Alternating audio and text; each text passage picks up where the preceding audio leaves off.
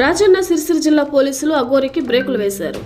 బుధవారం వేములవాడకు వస్తున్నట్లు సమాచారం అందడంతో జిల్లా పోలీసులు అప్రమత్తమయ్యారు. చాలా సమయం పాటు అఘోరి పోలీసులతో మాటల యుద్ధం చేసింది. సోషల్ మీడియాలో వీడియో వైరల్ గా మారింది. తంగలపల్లి మండలంలోని జిల్లాల వద్ద భారీగా స్థానిక ప్రజలతో పాటు పోలీసులు భారీగా మోహరించారు.